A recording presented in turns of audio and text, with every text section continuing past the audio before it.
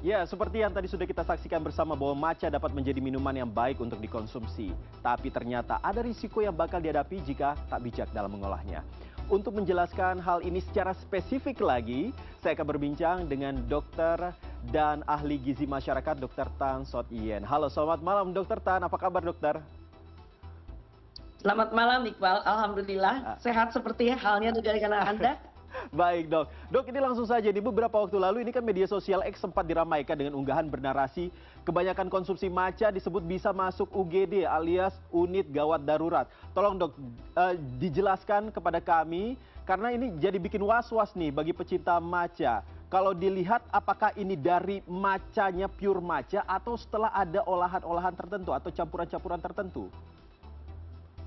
Ya, segala sesuatu memang bisa saja terjadi ya.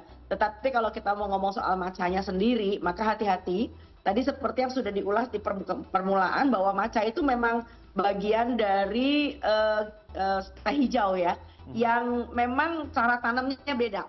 Jadi cara tanam dari teh hijau yang akan dibuat menjadi matcha itu daun tehnya itu Camellia sinensis ditanam dari tempat yang memang khusus dengan keteduhan. Sedemikian rupa sehingga kadar antioksidannya tinggi, lalu kemudian flavonoidnya juga ikut tinggi. Nah jangan salah, kafeinnya juga tinggi banget. Jadi asal Anda tahu bahwa 1 gram matcha itu bisa sekitar 19 sampai 40-an miligram kafein. Nah, sedangkan menurut aturan yang berlaku ya kita tidak boleh mengkonsumsi lebih dari 400 miligram kafein per hari. Nah, Anda bisa bayangkan jadi kalau kita mau menggunakan matcha yang cukup bagus, maka sekitar 40 miligram per 1 gram matcha, maka kita tidak boleh mengkonsumsi lebih dari ekstrak yang sifatnya 10 gram matcha. Sebab kalau 10 gram matcha itu udah sama dengan 400, kurang lebih 400 miligram kafein. Nah, tentu saja keracunan kafein dalam hal ini kalau overdose, maka Anda bisa berakhir ke IGD karena debar jantung yang meningkat, lalu kemudian tekanan darah juga bisa meningkat, bahkan bisa muntah-muntah, nggak karu-karuan gitu ya. Orangnya juga melek terus, nggak bisa tidur gitu ya.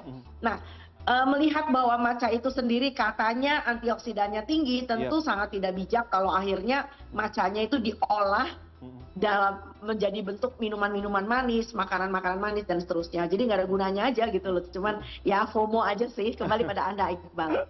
Tapi kalau misalnya melihat atau membandingkan dengan kopi sendiri, ini kalau melihat dari kadar kafeinnya ini tinggian mana nih antara matcha dan juga kopi? Karena tentu saja kalau selama ini kan kita tahu bahwa kopi itu kadar kafeinnya juga tinggi, tetapi ternyata ini juga cukup tinggi ya dok ya? Betul. Nah, sekali lagi tergantung dari kopinya yang seperti apa dan matchanya yang seperti apa.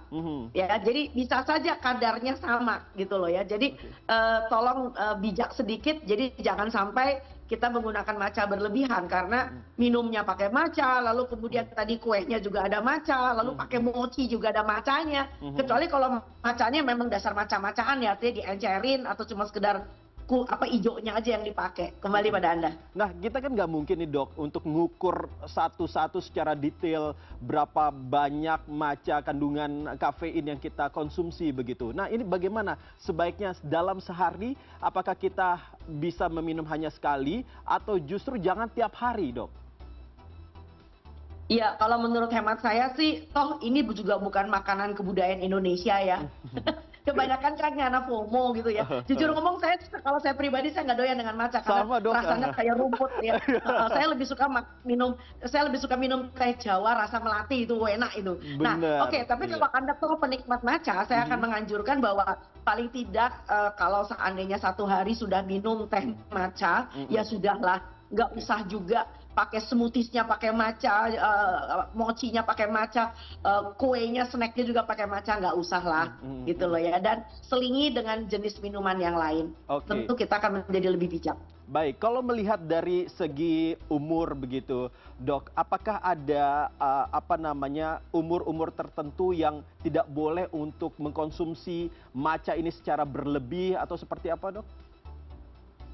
Ya, sama seperti halnya dengan penggunaan kafein ya. Saya tentu tidak akan menganjurkan bagi anak-anak di bawah umur 1 itu. Dan yang kedua, tentu saja teh, jangan lupa matcha adalah bagian dari teh.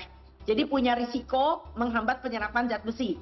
Jadi tidak akan saya anjurkan bagi ibu yang sedang hamil, ibu yang menyusui, atau bahkan anak-anak yang sedang di bawah umur, atau orang yang sudah senior, ya, orang yang sudah saya tidak mengatakan lanjut usia lah, saya bilang senior, tetapi harus menjaga asupan zat besinya.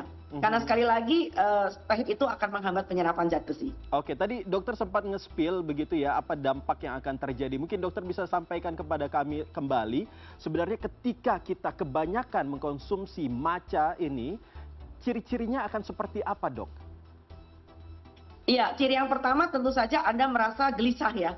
Biasanya itu seperti kayak kafein juga pada umumnya. Kalau Anda minum kopi terlalu banyak, Anda akan merasa restless. Kayaknya apa ya, gelisah lah gitu loh. Satu itu. Yang kedua ada perasaan berdebar tentu saja. Ya, berdebar bukan karena ketemu cowok cakep ya, tetapi karena emang ini berdebar aja gitu loh, kayak tembok gitu. Lalu kemudian tentu saja ada perasaan kadang-kadang kafein memberikan rasa mules. Rasanya pengen ke belakang begitu loh ya, dan ada kemungkinan juga agak sedikit sakit kepala, dan tentu saja tekanan darahnya bisa naik. Itu adalah salah sekian dari sekian banyak gejala kalau orang kelebihan kafein. Nah, kembali pada Anda. Untuk yang sakit sakit mah begitu, Dok, apakah juga berpengaruh ya? Ya, saya tidak akan menganjurkan tentu saja, karena orang-orang yang punya sakit mah, orang-orang yang punya risiko darah tinggi, orang-orang dengan risiko stroke dan sebagainya, saya tidak akan menganjurkan. Kalau ini macanya maca beneran ya, bukan maca-macaan gitu loh, cuma diambil hijaunya doang.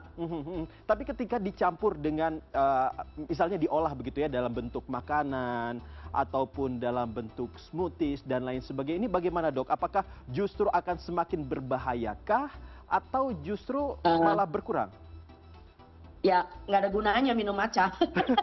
Karena apa? Kita kan yang pengen dapat dari matcha itu kan antioksidannya, betul apa enggak ya? Karena flavonoidnya juga bagus gitu loh ya.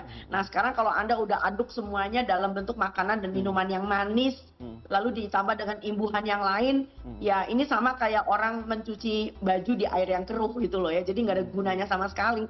Ya, ditambahkan macam-macam. Jadi kalau menurut saya itu cuma sekedar fashion aja sih. Fashion aja ya. Nah, tapi berbicara soal ini, Dok, biasanya kan kalau misalnya kita mengkonsumsi obat-obatan, ada yang mengatakan, jangan minum obat kalau bersama dengan susu atau apa begitu, Dok. Kalau dengan matcha sendiri, apakah ada bahayanya kah, Dok? Ya, memang betul. Jadi untuk mereka yang memang ada yang ngomong sih katanya kalau Anda minum pengencer darah misalnya, atau Anda mengkonsumsi obat-obatan yang sifatnya juga stimulan ya, maka tentu tidak boleh dibarengi dengan matcha. Ya, karena ini akan membuat semacam kayak efek sinergistis, kayak efek semakin semakin meningkatkan reaksi dari kafein itu sendiri. Terakhir, Dok, jadi bagaimana nih untuk mengkonsumsi matcha yang baik dan benar menurut dokter seperti apa supaya kita terhindarlah dari hal-hal yang tidak kita inginkan? Iya, jangan bilang menurut saya ya. Cobalah menurut dari mana matcha itu berasal. Ya, kalau kita lihat bahwa di Jepang itu matcha itu diperlakukan dengan sangat baik ya. Dengan hormat. Jadi artinya ada upacara minum teh di mana salah satu yang digunakan adalah matcha. Jadi alangkah baiknya kalau memang Anda menginginkan adanya manfaat dari si matcha tersebut, ya ikuti dari mana negara ini barang ini berasal ya. Jadi gunakan matcha dengan grade yang baik ya. Lalu kemudian cara menyeduhnya juga benar, bukan dengan air yang sangat panas mendidih, karena nanti kalau nggak antioksidannya rusak, mati semua gitu loh ya. Rusak gitu loh. Jadi lalu kemudian sebaiknya memang dilarutkan dan tidak diberi imbuhan apapun, apalagi dikasih gula, dikasih krim, dibuat menjadi smoothies, dibuat menjadi udah nggak karu-karuan ya. Kalau seandainya Anda membuat itu, maka ya itu cuma sekedar fashion aja sih, daripada kita misalnya memberi pewarna buatan ya kan. Sama seperti kita minum cairan yang ada pandan misalnya ya. Jadi anggap aja sebagai kayak pewangi dan pewarna hijau dari suci dan pandan, begitu aja sih. Oke, kembali pada Anda, Iqbal. Berarti intinya bahwa kita kembali lagi ke tradisional begitu ya, Dok ya, yang minumlah Betul yang banget. teh dan Kembali dari sebagainya. mana dia berasal. Baik, Dr. Tan Sot Yen, dokter dan ahli gizi masyarakat, terima kasih sudah berbincang dengan kami di CNN Indonesia Connected, dan salam sehat selalu, Dok. Sama-sama Iqbal, selamat malam. Selamat malam.